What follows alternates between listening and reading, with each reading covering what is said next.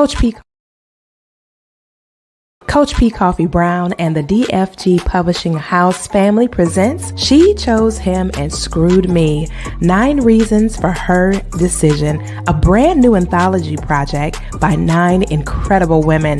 They share with you their reasons as to why they would date one and choose to be married to another. Order your copy today from your favorite author or simply go to www.dfgpublishingtoday.com. What's up, everybody? It is Tuesday night, and this is The Hot Seat. I'm your hostess with the mostest, P. Koffe Brown. I don't need my specs for the show. I already got my stuff together. I don't need no glasses tonight. But welcome. As you're coming in, go ahead, spread the wealth. Let others know that you're coming to kick it with us tonight for this week's edition of The Hot Seat. We got some chaos in the building. AKA Jason Thibodeau tonight, acting up already before we went live. So what's up, everybody? As you come in, go ahead, click those share buttons. Let everybody know you're in the hot seat. I'm accompanied by my homeboy, Taylor May Speaks in the building, Lady Victoria in the building, and Jason Troublemaker Thibodeau is here. Okay? Real talk. So what's up, everybody? Welcome on in. We have a great discussion set for you guys tonight. It's going to be popping. We are talking about dating after divorce.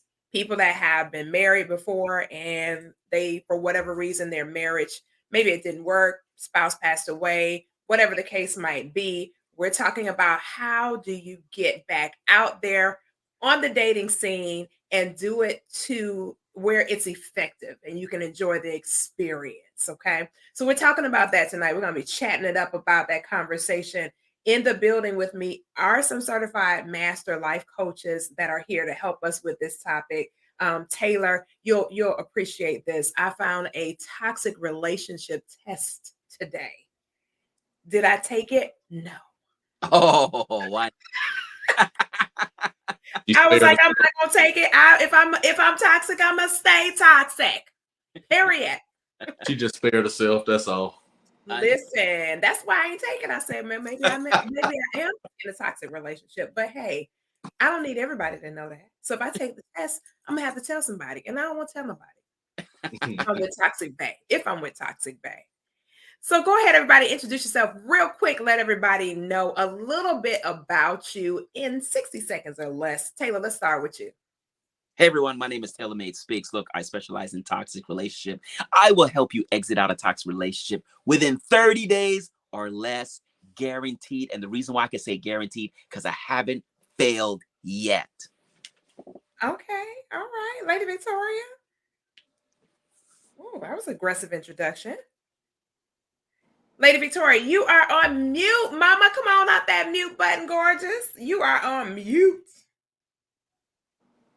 And then she remuted. There she goes. Okay, there we go. Now I'm here. You trying to stay on mute? What's going on? StreamYard doesn't always like me. But anyway, I am Lady Victoria, founder and CEO of Victoria School of Etiquette, where we teach etiquette protocols and principles to just about every age group. I specialize also as a life coach dealing with women that are dealing with self-esteem issues, the trauma of finding their own selves. That's who I am. That's what I do. That's what's up. Jason Thibodeau in the building. Jason, holla at these people. Well, what's going on? Jason Thibodeau is everybody's favorite pimp with a limp. No, I'm just kidding. But Toxic Bay. Favorite actor, that's all. Acting up tonight. J Tib the actor. How y'all doing? Hailing all the way from the man cave. You can see workout equipment behind me. I'll plan to get on that later on, hopefully. But no, like Taylor said, I'm here to make you uncomfortable, because when you're uncomfortable, you're open to grow. So be prepared to be uncomfortable. All right. And there it is. So you can see we have an interesting group of individuals in the building tonight. But we're going to get this conversation popping. We don't have any feedback, so we'll leave the mics open as we have the discussion. And of course, you guys can just chime in as we're chatting it up about this topic on tonight. So we're talking about dating after divorce. What does that look like? How does that play out for us to be able to get back out there, start dating again, building new relationships, forging new friendships, all that kind of good stuff. So, of course, I did my research. And again, I am a certified master life coach with the John Maxwell method. And so I do some of my research from my clientele, other sources like Psychology Today. And of course, I am a communications major. So I go to the library of my collegiate institution to get a lot of information from there as well. So we're going to dive right into it. I'm going to give you guys quite a few pointers tonight, and then we'll just elaborate on those and get some feedback from our incredible panelists tonight and talk through this. How are we dating after we get a divorce? So let's first of all, let's start with the don'ts. Let's start with the don'ts. We don't want to start with the do's. We want to start with the don't stuff, okay? And we'll just go around and get everybody's feedback on some things that are just not conducive to dating after divorce. All right. So one of the things that I think about when I think about dating after divorce is don't go into any dating scenario looking to remarry. You just got divorced. You're getting your feet wet again. You just getting to know people again, I'm sure. And for the most part, a lot of people, after they dissolve a marriage, you've been in married, 5, 10, 15 years, you've missed a lot of what has transpired in the dating world. So you're kind of oblivious to it. Now you got to go do your research and start studying again and figuring out how to get back in there. So let's not go in with the intent to be married, okay? Even though you may have in your mind's eye, oh, I want to be remarried and that, those things, that's all beautiful and all wonderful. But as you're dating, getting to relearn yourself while you're connecting with others, let's kind of stay back, scale back from the idea of, okay, I'm gonna meet Jack and we're gonna get married. That's not the effective way to date.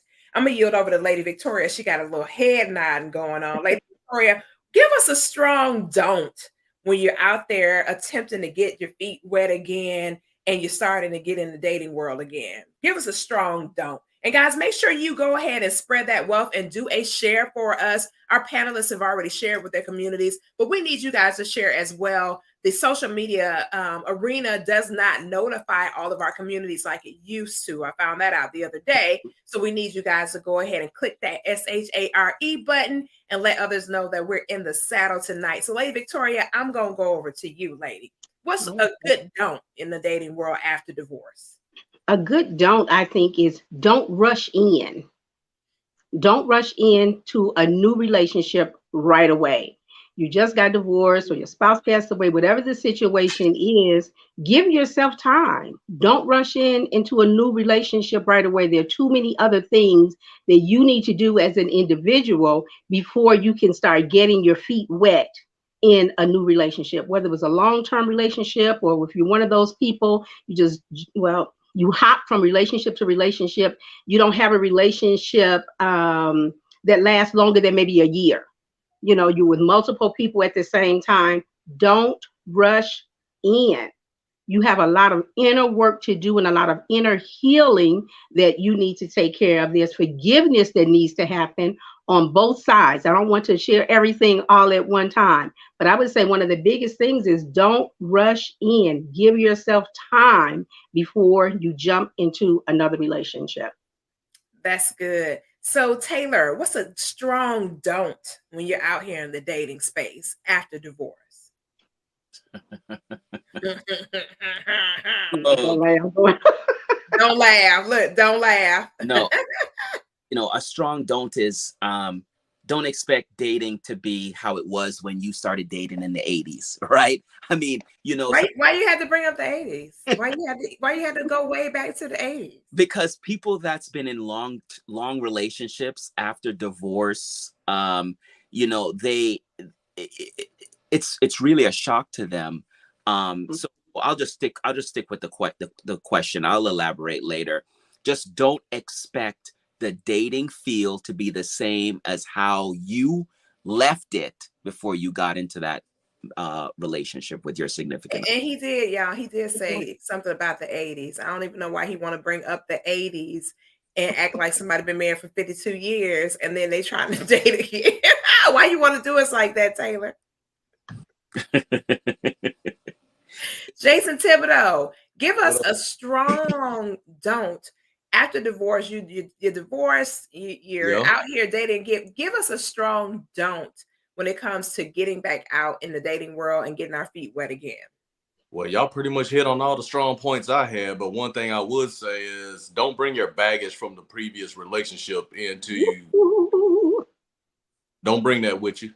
Go and let that go. Like Lady Victoria said, Taylor Mays, like everybody on this panel said, be prepared to heal. Be prepared to get to know yourself again, especially if Mhm. you've been in a really, really, really long relationship. You're going to have to learn how to let all of that stuff that you did not like about that relationship go. That way you don't abuse the next person. Now, okay, so let's fast forward from the unhealed or unwhole individual to a person who is good. They've resolved all their issues. They chilling. They've done all that good work and all those wonderful inner workings and things of that nature, and they're out here getting their feet wet. So let's talk about those individuals who are they pretty dope and they about it, ready to go ahead and get things crack-a-lacking. Okay. um Here's another thing too that I wanted to bring up while we're in the hot seat. Okay, now a lot of people don't agree with this, but I'm gonna bring this up and I'm gonna let my panelists talk about this part. One major thing, and this is it was in Psychology Today in one of my psychology books for school as well. I've also had a couple of clients that have gone through this experience. But wait until your divorce is final before you start dating again.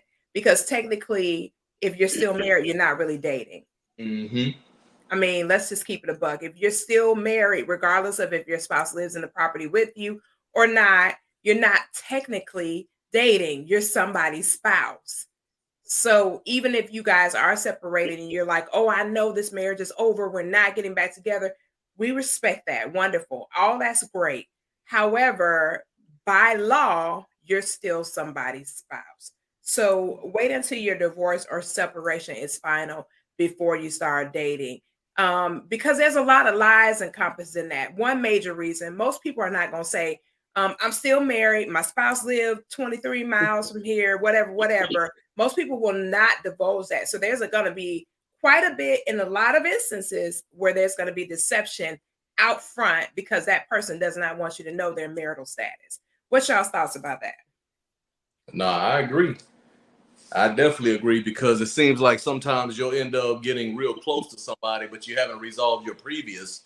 And that little bit of overlap can actually cause you a lot more drama and a lot more heartache than what you're trying to get out of in the first darn place. Taylor, go ahead. I know you're toxic. Go ahead. You're waiting on a toxic moment. Right here, right now is your turn to be toxic. I mean, technically, you guys are correct. I mean, legally, you're still married. So, what are you gonna say? No, tell us the toxic part. I've seen it happen. I've seen it work. So I'm gonna speak for those. I'm gonna speak for the other side of that. Okay, for the ones that are married to somebody and then they dating somebody else and they good. That's what you're saying. I'm saying that if the ones that are married that do divulge that they are married, okay, that show proof that they're legally separated, that is you getting to know. I don't see anything wrong with that.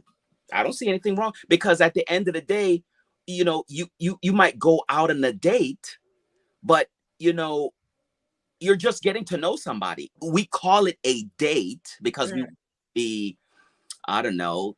It sounds good. It's seclusive. It's inclusive. But at the end of the day, you're going out to dinner with somebody to get to know them.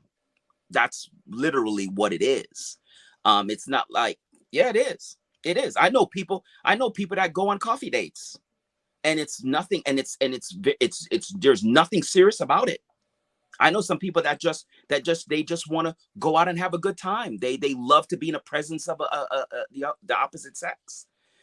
We might look at that as a date. Hey, you're going with to somebody. So I for me, I'm gonna say, hey, I've seen that. I've seen this play out. I personally don't think there's anything wrong with going out with somebody to dinner and you're married as long as you divulge that information. That's I agree, unless the person that you're splitting up with is the one that's being toxic, and if they're being drama filled and everything else, they don't want the divorce, but you're going through with it, and of course you done kind of got back out there a little bit, and they don't want you to. That's the level I'm speaking from. Outside of that, yeah, and I'm thinking that too. Friends, Yes. if we're okay. Hold, say that one more time. I agree with you.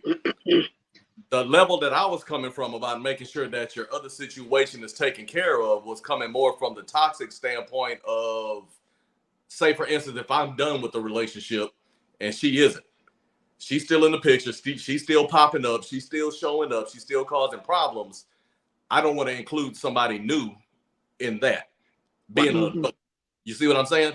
Now, if everything is over, and it's just a matter of paperwork, I'm in the streets. You know what I'm saying? What? Hold on. Pause. What do you mean? What do you mean if it's a matter of paperwork? Are you saying you're still married? I'm saying, you're saying just going on a coffee date or whatever, if the paperwork ain't final. You said you didn't see nothing wrong with that if the relationship was over, correct? 100%. I think if you have a separation agreement, right, and you don't have a problem showing that to the other person, I don't think going out on a coffee date is fine. And hold on, I want to say something after, but I'll let you go ahead. I want to say something because there's a lot of people that's in this situation right now. Absolutely. That they are divorced, and that person is still in their life. And when I'm in their life, meaning still stalking them, still calling them, still, it's like they haven't left. So I think whether the paperwork is done or not, you can still bring somebody into that drama.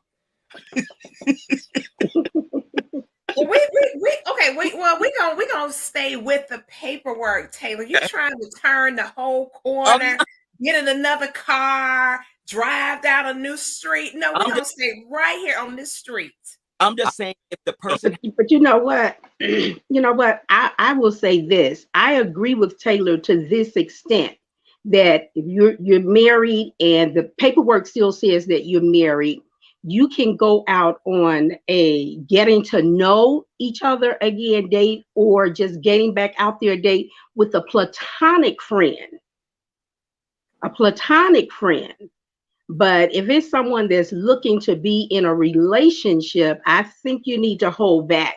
I think it's great to use a platonic friend to begin to go out again, dating again. This person is going to help you get back into the dating arena by showing you what it's like today, as opposed to 20 years ago when you got married and you've only dated your spouse. So I agree in that respect that you can go out with someone, just a friend date. That's what we call them. A friend just going out, like you said, coffee dates, or, Thursday night is your movie night. And so you and your platonic friend go out for movie to enjoy the movie. But he's going to treat you as if he's taking you out on a date to help you get back into that pool again and get your feet wet again. But if the paperwork is still not, done, it's not final, I think you need to hold back before you jump out there again. And one of the main reasons why, and Lisa brought up a good point, she said, but if you know your previous relationship is over, should you miss out on that opportunity? It's not really an opportunity until you've dissolved what you have and you've dealt with yourself. Here's where the bigger challenge is: when people jump out of the, out of the frying pan into the, what is it called again? Into the fire. Something like that. That scenario is very true.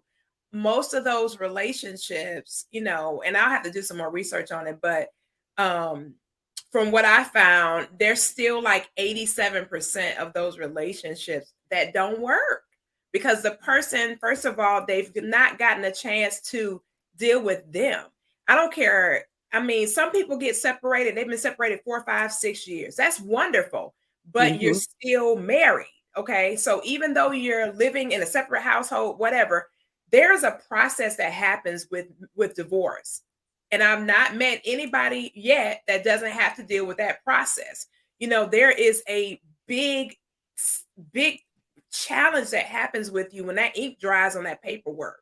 You got to deal with that. There's some emotional stuff that happens to you after that. Even if it was an amicable divorce or if it was a crazy divorce, it doesn't matter. But once that relationship has been dissolved, you've got to give yourself space to tend to you. It's not even about the other person. It's about you tending to you. And so if I'm still bound to another person by law, I'm still bound to that other person by law. After I dissolve that relationship, I got to go and sit down somewhere and take time to take care of me. Even if it's for somebody, it might be 6 months. It might be a year. For some people, according to psychologists, they indicate that if you've been married for 10 years, your healing process should include 5 years. They really believe that half the time that you were married needs to be addressed with you being single for that time span. However, some people don't subscribe to that. They totally disagree with it. They think that's overzealous, basically, and it takes you away from, the dating scene for far too long. However, you can still hang out, build relationships, stuff like that. But as far as getting deeply romantic with somebody, I just don't recommend it. Okay. I'm just telling you this from dealing with clients that have dealt with it, doing my research as a communications major, and just different stuff like that, in the community of relationship wisdom. Now, like I said, you don't have to go for 2, 3, 4, 5, 10 years worth of a healing process, but it is very challenging to be in a relationship with somebody that you got with while you were still married. It normally doesn't work. It's very few percentages of those relationships that first end up in marriage and secondly stay married. Because think about how they started. Let's just keep it a buck. It started off, nobody's gonna walk up to, it's like me and Taylor being married and we're separated. I'm gonna call Taylor, say, hey, I'm starting to date some more people now. I know we're separated and our divorce is not final, but I'm getting ready to start seeing some other people, and I'm just letting you know. Nobody does that. Nobody gets on the phone and call their potential soon-to-be ex-spouse and tell them, hey, I'm going to start dating other people. If they do, it's a rarity. It's very, very rare. Because like Jason said, even if it's an amicable divorce, most people, if they do, they don't want to deal with all of that. They got to deal with the pain of their own process when it comes to dissolving a marriage. Now, I'm not the authority on it. I'm just telling you from coaching, from from studying. That's all. So, don't shoot the messenger. I'm just saying, according to all the statistics and the information that I've researched over time, it's just not really favorable for people who are still legally married to attempt to start dating healthy. That's not healthy dating. Let's just put it that way. It's not healthy dating. And the reason why it's not healthy dating from a romantic space is you can never really commit to that person because you're committed by law to somebody else. So if that person finds themselves in love with you and ready to move they can't even move to the next steps because of that. I had one friend who was separated for several years, and I'm going to yield the mic to my panel, for several years, and the spouse didn't want to release the person. Then look how that affects that other person that you've now brought into this scenario. You can't even get free of the person that you're with. They won't let you go. Then what? In the U.S., it's illegal to marry, more than one person at a time when it comes to legal marriages, right? So you can't just go and marry the next person. You still got to deal with the issues of the person that you're currently with. So like I said, it's based on my expertise as a certified master coach. And secondly, just on my research. But guys, chime in. What are your thoughts about that? I'm not going to disagree with what you said. Research is the research, but I also believe that everybody's different based on what they went through in said relationship. You know what I mean? Right. So what was it? What was that movie? I Think I Love My Wife. That was on today. And it was funny because one of the things that they said in there, they said, however long you've been together, you probably done spent about half of that time breaking up. And there is some truth to that, depending on the relationship. Not everybody. So, don't jump up and down and be talking about, no, your relationship is solid, because it may be. But if you think about it, a lot of times these relationships go sour. Y'all stay together out of comfort, Right. and then together for years, and you may spend years already breaking up. So you may not need that extra time to get over some things, but you do need time to get yourself together, because you've gotten used to having certain people around, whether they get on your damn nerves or not. You're dealing with certain situations. And when you don't have that particular person, like, I am married. I've actually, as you would say, coached and mentored a bunch of friends and family members who have gone through divorces. And I would see on both sides, male and female, to where there would be a little bit of acting out or a little bit of projecting onto the next person based on what they went through out of that previous relationship. So yeah, you're going to have to take some time to get uncomfortable and learn yourself again and get yourself together. Exactly, because you got to be fair to you. One of my clients said to me a couple of years ago, and Jason knows what I'm talking about, but I can't, of course, can't divulge it. Right. But they said to me, I felt like I was ready to get out and date until I got out and dated. Then I realized I had never had any time for me. And now here I am in another long-term commitment, and I'm not miserable, but I miss me. Think about how that affects you, if you don't get a chance to be with you. We can't be so eagerly obsessed with being with somebody that we don't give ourselves a chance to even know ourselves. And like Jason said, how are you going to avoid bringing baggage into a new relationship if you never unpack the last one? Because you're not unpacking at all, because you're going right into something else. Go ahead, Taylor, because Taylor brain is going on something. That's the one positive about being an only child is a lot of times you have spent so much time with yourself, you're not that uncomfortable spending time with yourself. Like most of my friends that have had siblings. Now dig this. Every only child is not created the same. No, they're not. No, I'm just saying. But I mean, you still, oh no, you got a bunch of them that are spoiled and little divas and everything else, but they still get used to being most of us growing up will be by ourselves unless you spend a bunch of time over there with, like family members all the time. You know what I mean? But I've noticed the ones that grew up with siblings have a tendency, just in my experience, from what I've seen, to go from relationship to relationship to relationship to relationship, as if they're trying to fill this void. And I've had several friends and family members, I would say, dude, chill out. Yeah, if you want to date over there, mess around a little bit, that's cool. Stop trying to make a real relationship out of it. Get to know yourself. A matter of fact, don't even go out on Friday. Just go to the park and just go spend some time by yourself and see how uncomfortable you feel. Go have dinner by yourself. When I used to travel all the time, it was real funny because I used to have a lot of coworkers that would complain about eating at restaurants by themselves. I thought it was cool because I had the opportunity to people watch, and just kind of see what was going on around me, especially as I was traveling from city to city. And it's amazing how many of them would just complain. And I was like, dude, you don't find some comfort just being by yourself? And they was like, no. And I was like, then there's something toxic there that you need to heal. There's something you need to fix there. If you can't spend time by yourself, you probably are the problem in a lot of these relationships. That's just my thoughts. Taylor, go ahead. Your wheels are spinning. Then Lady Victoria, I know you want to chime in on that. Because Taylor, his whole brain lit up over there, Jason. His brain like. Go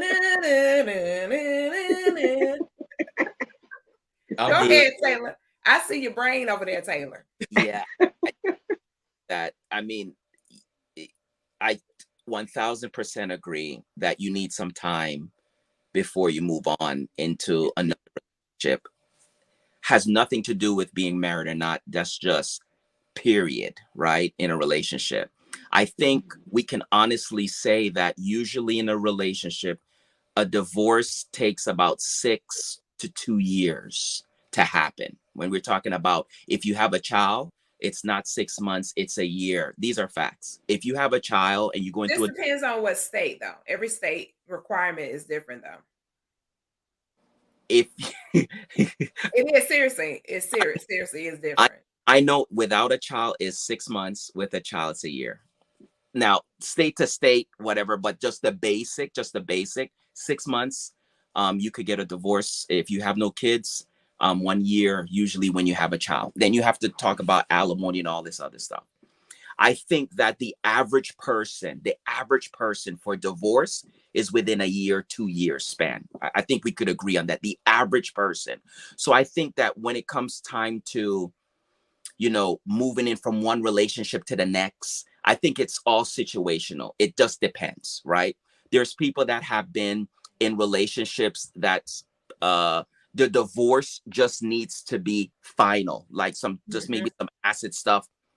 Their emotions and everything, attachments and everything has already been solved. They have already cried. They have already dealt with their emotions. They're just waiting for that paperwork so they can have their freedom, their release, I guess, if you want to say, yes, I'm free. But I don't think that, me personally, I don't think everybody is going through this attachment with the person. They have lived in different locations. Now, unless you're living in the same house as the person, then I could understand. But if you have moved on, you have moved out, you're living somewhere else, everything you're just waiting on documentation wise, this is just my personal opinion, because I hear people talk about the healing process time. And my thing is this: everybody's different. For me, I'm gonna use me, and then I'm gonna pass it to somebody else. My detachment style is, a lot of my friends have always told me that how they are impressed or amazed on how I can detach myself from something. I have no problem detaching myself from an individual in a heartbeat. I compartmentalize certain things, friends.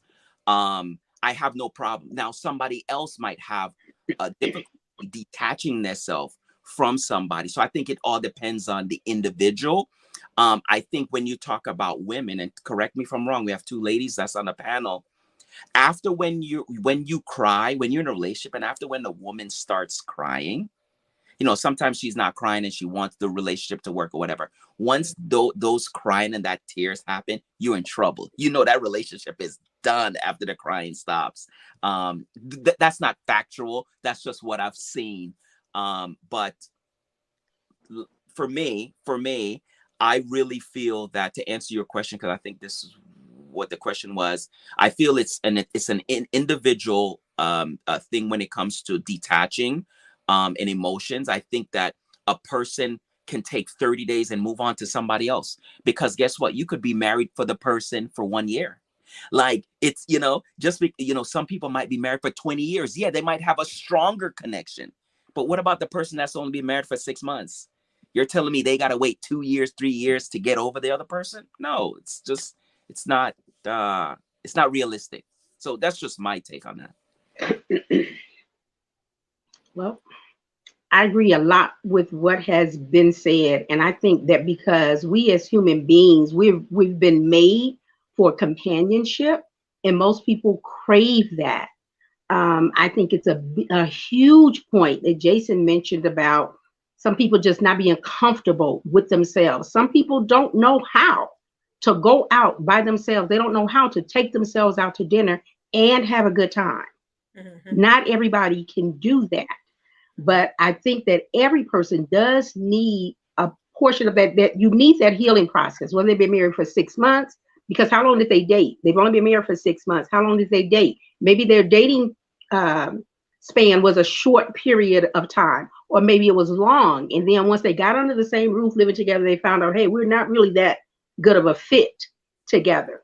I think everybody needs that healing process, whether it's been a long relationship or short term. Some people know it, some people don't know that they need the healing process. And so they just go on. But this is what I call giving yourself permission to be alone.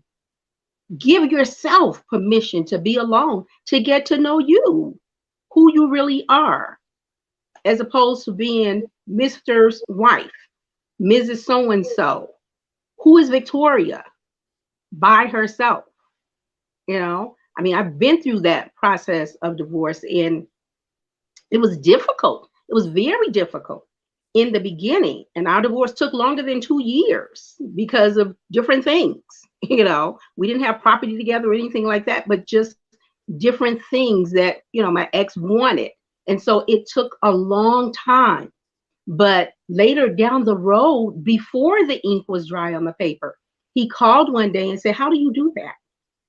How do you just release and go on with the rest of your life?"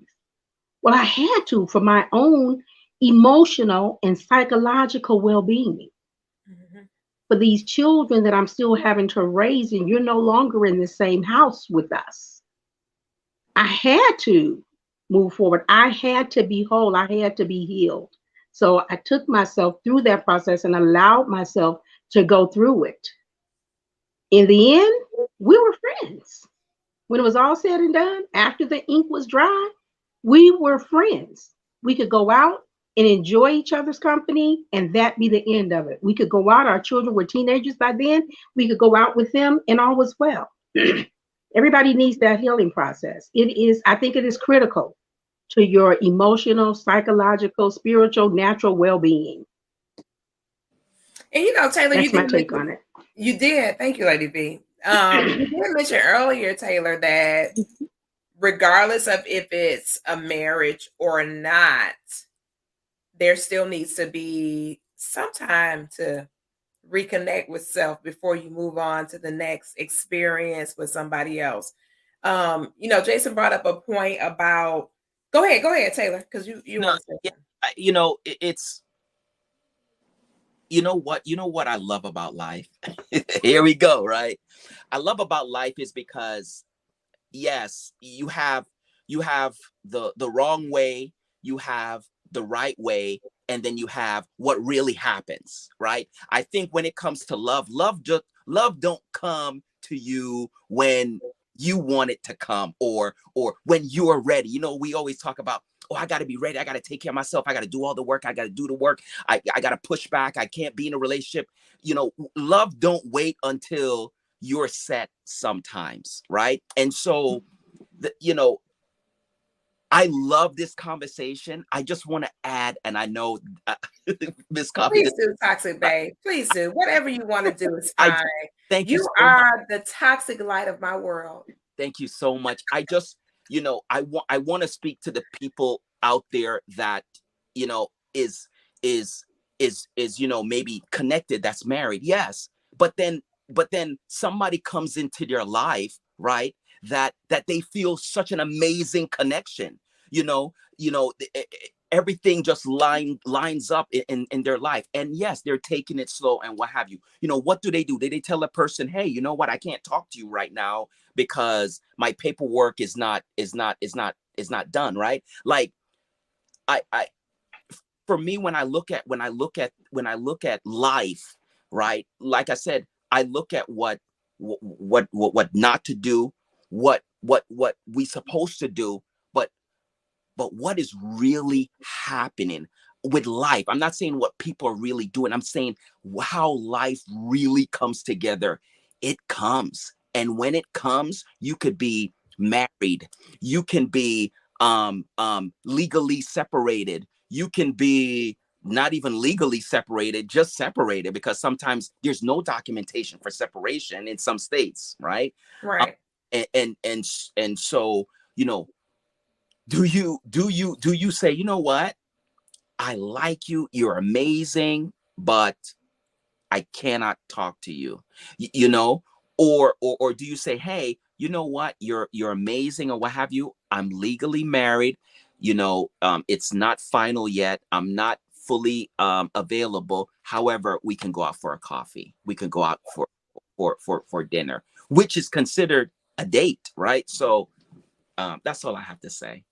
I But mean, and people do what they want to do anyway, and one thing that I've learned definitely in the coaching space is I've met people who have done that. Taylor, they go out, hang out with somebody, I got a whole spouse and we going through whatever we're going through, however it plays out. But I have noticed that people are emotionally unavailable.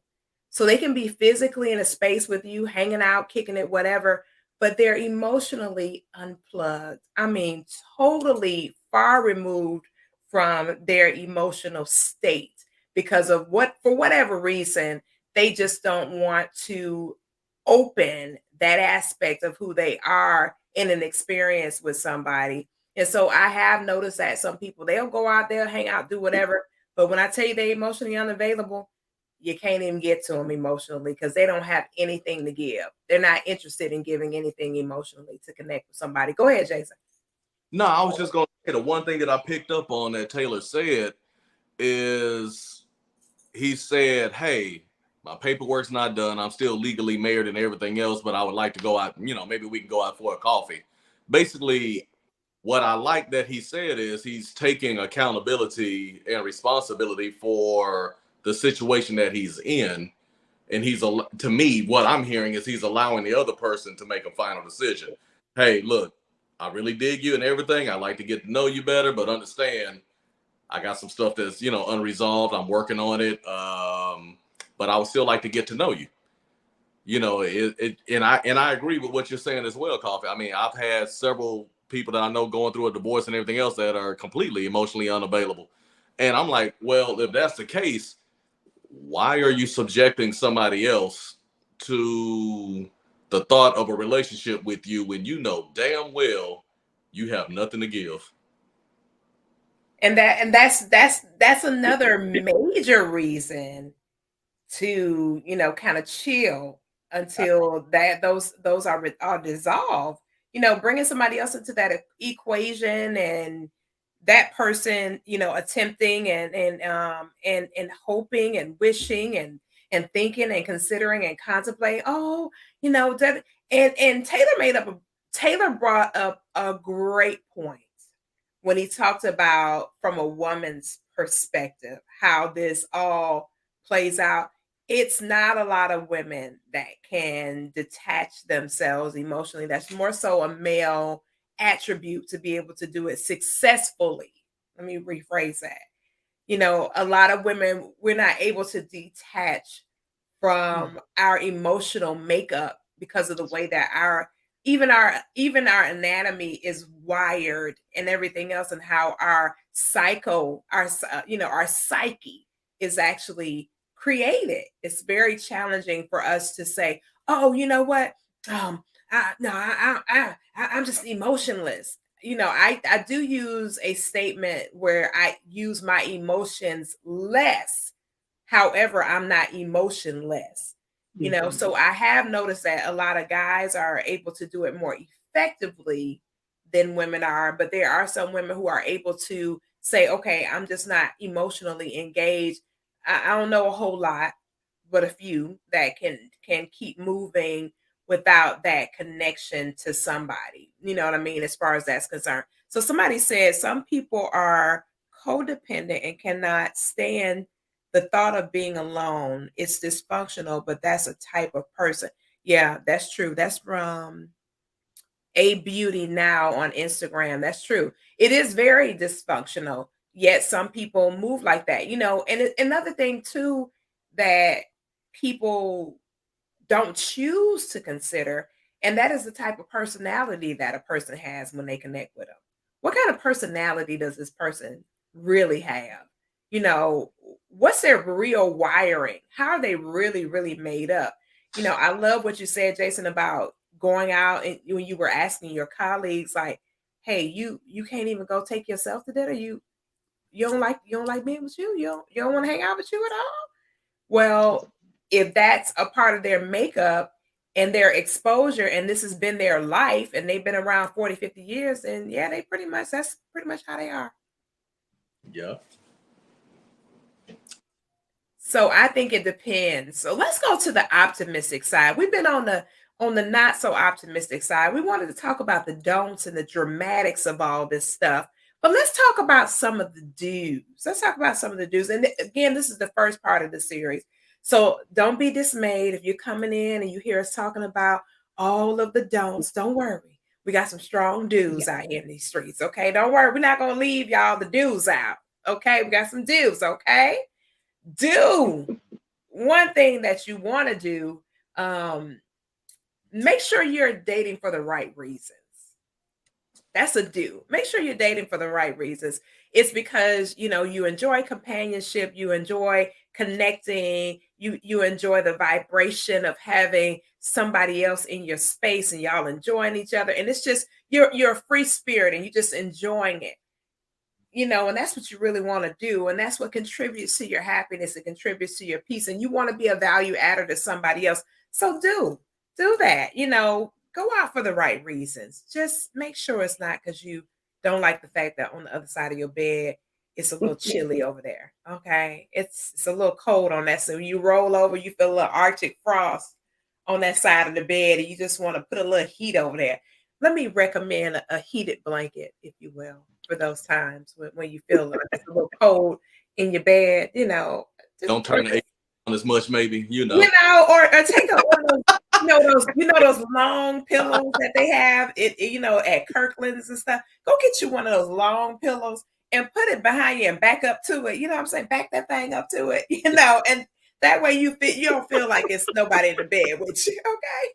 What's next? Koffe just gonna tell them to buy a damn puppy? I mean, well, some people need, you know, if they got listen, some people need a puppy. I agree. Yes. Don't make me upstairs and get my Simba now. You talking puppy talk now. Don't let me go get my buddy upstairs now. But I gotta do.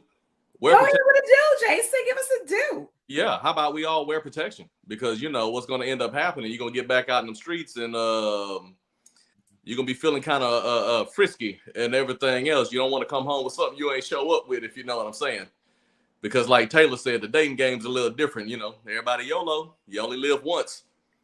But you know, just okay. don't want to end up with some.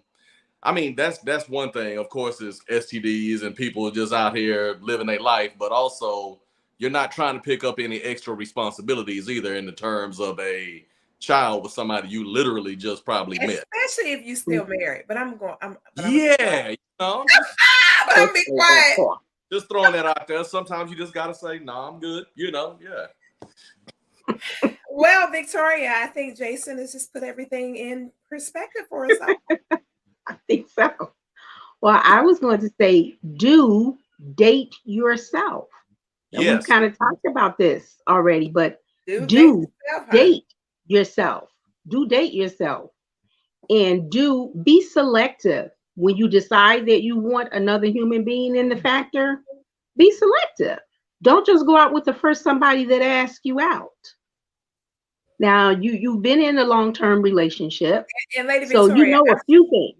And Lady Victoria, I strongly recommend that he has a beard. But go ahead, Lady Victoria. Coffee in the beard ministry. No, you're not in the run as Jason. No. Everyone that's watching the replay, Jason Thibodeau has a whole entire wife at the house. Yes, he does. The beard is awesome, but it's not available for public use. But go ahead, Lady Victoria. Okay. That ain't gonna throw you under the damn bus when you go out. Because I actually said that earlier, but you see what's happening over here. No, you started rubbing that beard though, dog. I seen you. Out in my inbox, baby. No, we ain't worried about it. We good. Come on, sis. Show me your shirt again, Jason. Show me your shirt again. He over here like this. Oh, wait a minute. Hold on. Somebody is in the comments. Wait a minute. Ain't nobody in the comments saying nothing. What you talking about? Look, Jason. Oh, look. Oh. Mrs. Thibodeau in the building. Uh-oh. Uh-huh. She trying to make sure I ain't in here cutting up. That's all that is. Go ahead and reach. I got you, Chrissy. I got you, girl. And you know that beard laying right to back. You got your back. I get to cut up too bad in here. Look, Taylor. Oh my Lord. I wasn't ready. But no, yes, date yourself. And then when you're ready to get back into the dating pool, be selective. Don't just the first somebody that hollers at you, then you're ready to go. Still take your time. I love it. Take your time. What's for you will be there. It'll wait for you. It will wait for you. So just Can I? take your time. Can Date I? yourself. Get to know yourself. Then bring somebody else into the You in equation. timeout, Jason. Huh? You in No, timeout.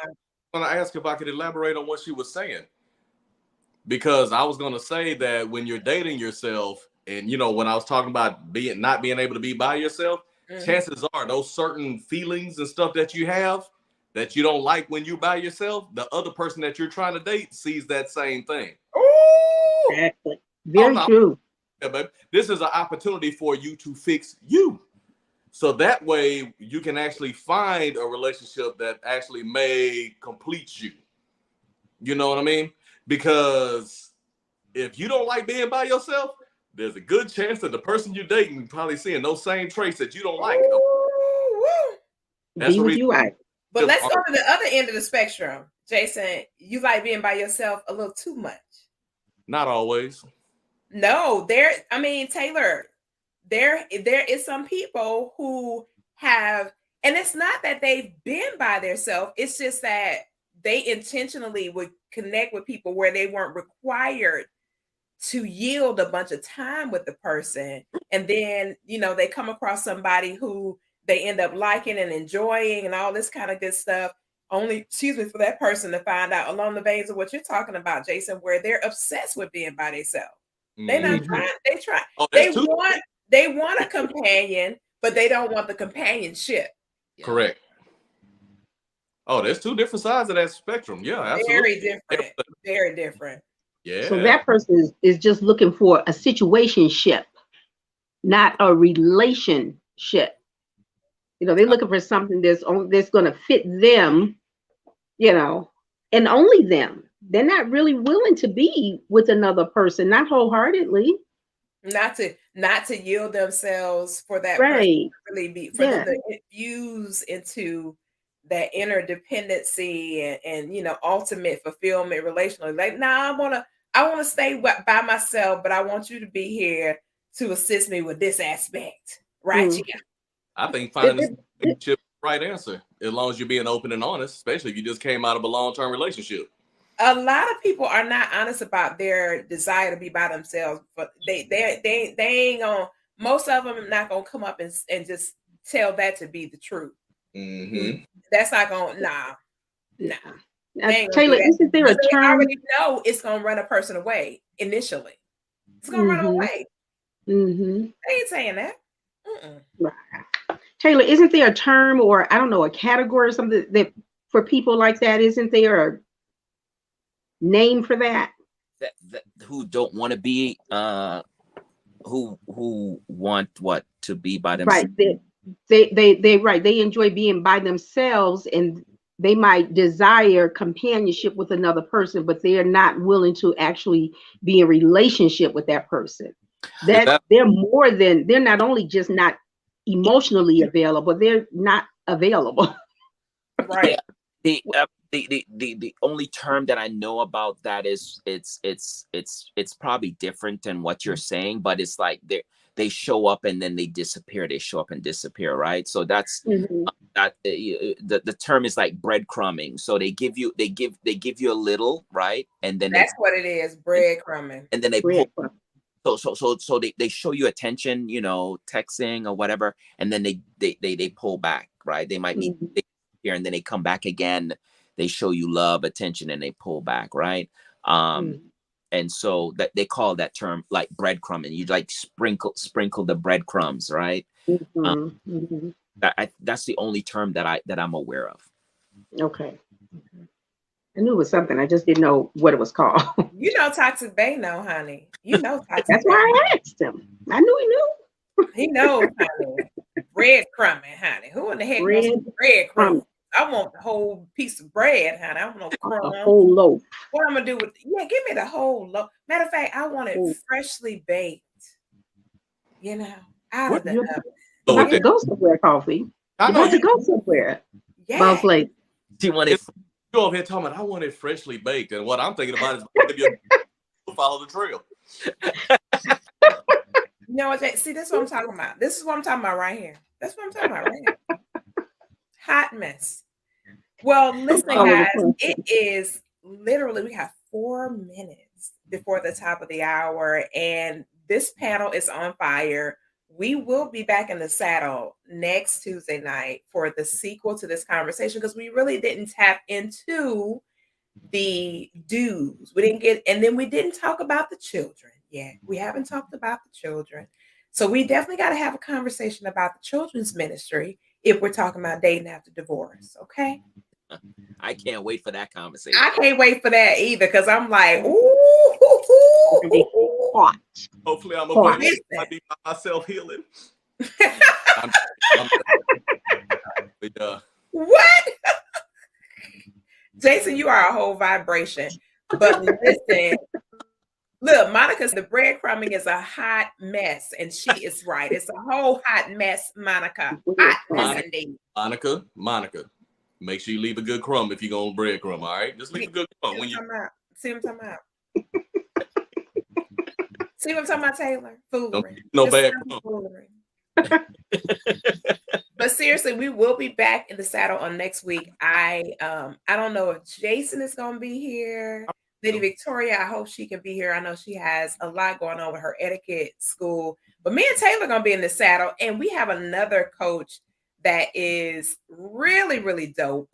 Really, really dope that's going to be on with us. He's been in the coaching space for many years. I can't wait for him to come hang out with us. I told Lady Victoria about it last week. So we going in next week. We were supposed to have Claiborne in the building, but he ended up, he ended up with another client tonight. So we're going to be popping over the next couple of weeks talking about this. It's not one of those conversations you can have real quick and then keep moving. It's various aspects when it comes to dating after divorce that we want to just tap into them and kind of give you guys some value and add some support and some encouragement. You know, a lot of times when people go through a dissolved relationship, they feel hopeless, they feel unloved, uncertain of themselves, you know, not sure anymore, especially when it's somebody that you really loved and you guys had this amazing partnership for a specific amount of time, and then it ends up being dissolved for whatever reason. And sometimes it makes you feel rejected, and just feel like you're not beautiful or handsome or whatever the case might be. You know, I had a client that went through that, one of my male clients, and I told him, I said, your handsomeness is not predicated on whether you're married or single. That don't have nothing to do with that. Had to do with your mama and your daddy and them genetics that y'all got going on. Okay. So you good, kind sir. I'm telling you, you good. You're good, kind sir. I know that lady didn't make you feel that way. However, your mama and daddy did a good job. Okay. That was on them, not the lady that you end up getting with that didn't value you like she should have. So we're going to talk about some more things. You know, a lot of times we have these conversations and they're geared towards women, but there's some guys out there who have suffered through this. And Taylor, I know you know that. And so is Jason, have suffered through this and it's been very difficult for them. So we want to talk about that too over the next couple of weeks. So check it out. Let me give you guys these awesome connections for our panelists on tonight. Jason Thibodeau's website is being built out. So he's working on that in the interim. You guys can connect with him directly through social media, and he'll be able to connect with you from there. Taylor May's website is on the screen. Lady Victoria's website is on the screen. And my website is on the screen. And the great news about my website is that we're offering you, just for being a part of the connection tonight, an opportunity to go ahead and click on my site and grab some complimentary goodies.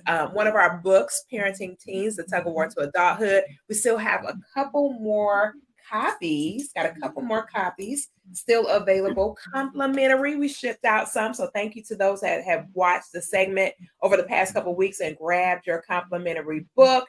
from our sponsors. So thank you to all of our sponsors. It's a few of them, so I don't have time to name them all tonight. But thank you to all of our sponsors. So go ahead and go to IamCoachKoffe.com. Snatch it while supplies last. Also, there is a complimentary 31-day journal download, and it's absolutely complimentary for that 31-day journal download. So go ahead and snatch those items off of there. Also, our website, DFG Private Boutique. You see me rocking this football with all this bling up in it and all this other cuteness I got on. Head over to the site, dfgprivateboutique.com. Until the end of the month, there is a coupon for 40% off. And the code word is my name, Koffe, Koffe. So go over there and grab your goodies. Somebody did make me aware that the code wasn't working, but I got you, boo. We updated the code and it is working just fine. 40% off your goodies, honey. So definitely go ahead over there and grab yourself some stuff that you want to get, honey. And for your publishing needs, honey, head over to the website, tftpublishingtoday.com, honey. We got you covered. We got you covered for the publishing world. So with that being said, thank you guys so very much for being in the building with us tonight. And for those that are interested in our VIP program, where you can get some luxury accessories at affordable prices and you can ball on a budget, DM me directly. All of my social media is the same as my name, no variation, honey. So if you see something that look like me and it doesn't say Koffe Brown, that ain't your girl. Okay? For real. All right. A special thanks to all of those people that clicked on our reel that reached 800,000 households from this book. So we're still offering some complimentary to celebrate that 800,000 homes were affected by being able to see this through a reel. So we're grateful and super excited about that as well. So until next time, y'all come on, holla at your girl. Hit us up on social media. We're here to add value to you and your family. And we hope that we added value tonight. I know we had a whole lot of fun, but we love being here to add value. So y'all have an incredible balance of the evening. Thank you to our amazing panelists. And special thanks to my boy Taylor Made Speaks for being in here with me each and every week, rocking it out, co-laboring with your girl. I appreciate you so much, Taylor. Thank you so much for being my honored co-host. You are phenomenal. So good night, everybody. God bless you guys. And we'll see y'all next time on The Hot. Good night.